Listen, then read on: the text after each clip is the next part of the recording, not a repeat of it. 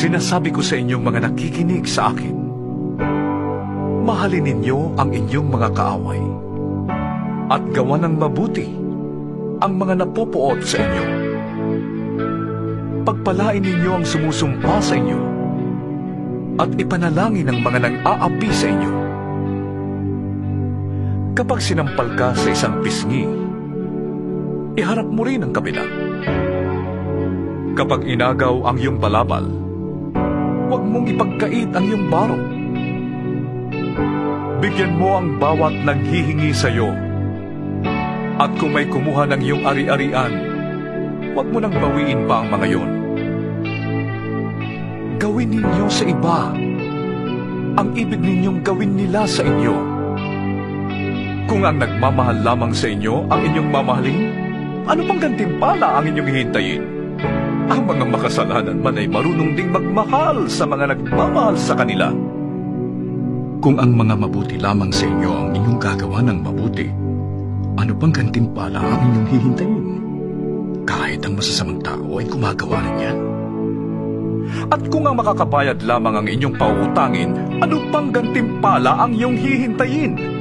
Kahit ang masasamang tao ay nagpapautang din sa kapwa nila masama sa pag-asang sila'y babayaran. Mahalin ninyo ang inyong mga kaaway at gumawa kayo ng mabuti. Magpautang kayo nang hindi umaasang kayo'y babayaran.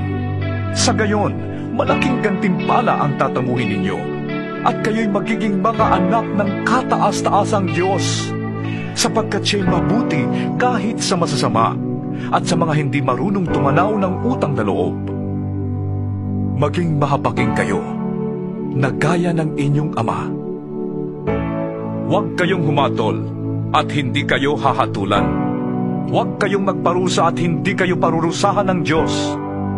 Patawarin ninyo ang inyong kapwa at kayo patatawarin din ng Diyos. Magbigay kayo at kayo bibigyan ng Diyos. Hustong takal, siksik, liglig at umaapaw pa ang ibibigay sa inyo.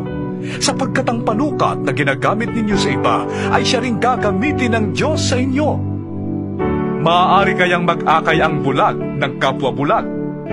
Pareho silang mahuhulog sa hukay kapag ginawa nila ang ganon. Walang alagad na nakakahigit sa kanyang guro. Ngunit kapag lubusang naturuan, ang alagad ay makakatulad ng kanyang guro. Bakit mo napapansin ang puwing ng iyong kapatid? Ngunit hindi mo nakikita ang troso sa iyong mata. Paano mong masasabi sa iyong kapatid, "Kapatid, hayaan mong alisin ko ang iyong puwing," gayong hindi mo nakikita ang trosong nasa iyong mata? Mapagkunwari. Alisin mo muna ang troso sa iyong mata nang makakita kang mabuti. Sa gayon, maalis mo na ang puwing ng iyong kapatid.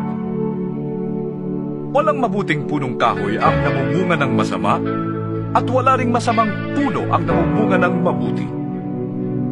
Nakikilala ang bawat puno sa pamamagitan ng kanilang bunga, sapagkat hindi nakakapitas ng igos sa matitinik na halaman o ng ubas sa mga dawag. Ang mabuting tao ay naglalabas ng mabuti mula sa kanyang pusong sagana sa kabutihan, samantalang ang masamang tao naman ay naglalabas ng masama mula sa kanyang pusong tigib ng kasamaan. Sapagkat kung ano ang nag-uumapaw sa puso, ay siyang sinasabi ng labi. Bakit ninyo ko tinatawag ng Panginoon, Panginoon? Gayong hindi naman ninyo tinutupad ang sinasabi ko. Sasabihin ko sa inyo kung ano ang katulad ng taong lumalapit sa akin, nakikinig ng aking mga salita, at nagsasagawa ng mga ito.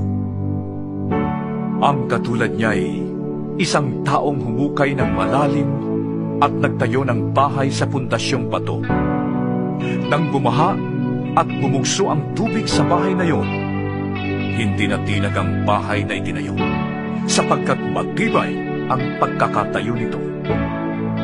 Ngunit ang nakikinig naman ng aking mga salita at hindi tumutupad nito, ay katulad ng isang taong nagtayo ng bahay ng walang pundasyon. Nang bumaha at bumugso ang tubig sa bahay na iyon, ito ay kaagad bumagsak at lubusang nawasak.